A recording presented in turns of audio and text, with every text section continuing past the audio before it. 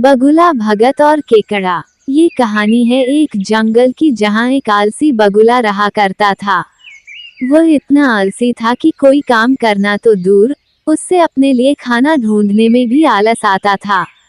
अपने इस आलस के कारण बगुले को कई बार पूरा पूरा दिन भूखा रहना पड़ता था। नदी के किनारे अपनी एक टांग पर खड़े खड़े दिन भर बगुला बिना मेहनत किए खाना पाने की युक्तियां सोचा करता था। एक बार की बात है, जब बगुला ऐसे ही कोई योजना बना रहा था और उसे एक आइडिया सूझा। तुरंत ही वह उस योजना को सफल बनाने में जुट गया। वह नदी के किनारे एक कोने में जाकर खड़ा हो गया और मोटे मोटे आंसू टपकाने लगा।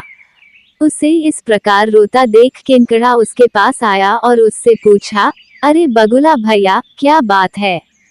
रो क्यों रहे हो? उसकी बात सुनकर बगुला रोते रोते बोला, क्या बताऊं केकड़े भाई, मुझे अपने किए पर बहुत पछतावा हो रहा है। अपनी भूख मिटाने के लिए मैंने आज तक न जाने कितनी मछलियों को मारा है।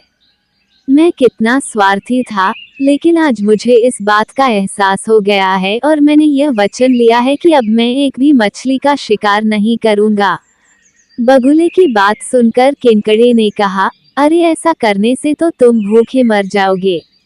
इस पर बगुले ने जवाब दिया, किसी और की जान लेकर अपना पेट भरने से तो भूखे पेट मर जाना ही अच्छा है भाई।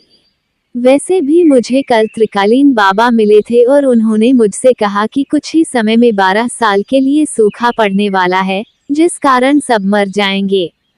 केकड़े ने जाकर यह बात तालाब के सभी जीवों को बता दी।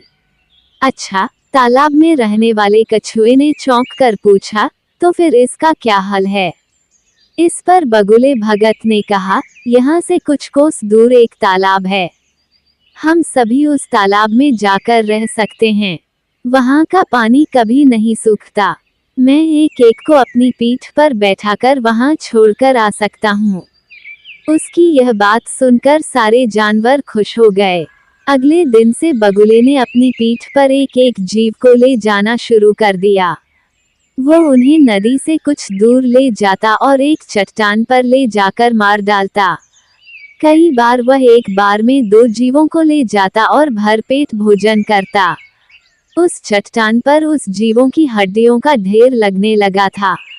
बगुला अपने मन में सोचा करता था कि दुनिया भी कैसे मूर्ख है, इतनी आसानी से मेरी बातों में आ गए।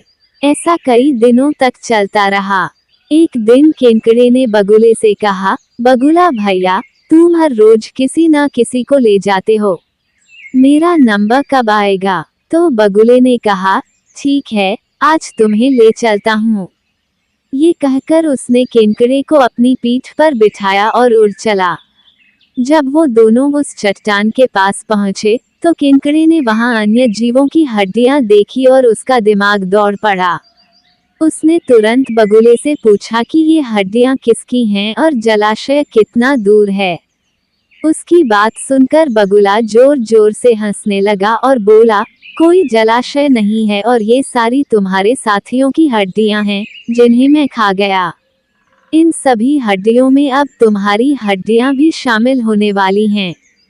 उसकी यह बात सुनते ही केकड़े ने बगुले की गर्दन अपने पंजों से पकड़ ली।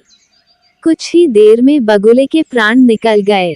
इसके बाद केकड़ा लौटकर नदी के पास गया और अपने बाकी साथियों को सारी बात बताई। उन सभी ने केकड़े को धन्यवाद दिया और उसकी जय जयकार की। कहानी से सीख, इस कहानी से हमें ये सीख मिलती है कि हमें आंख बंद करके किसी पर विश्वास नहीं करना चाहिए। मुसीबत के समय भी संयम और बुद्धिमानी से काम करना चाहिए।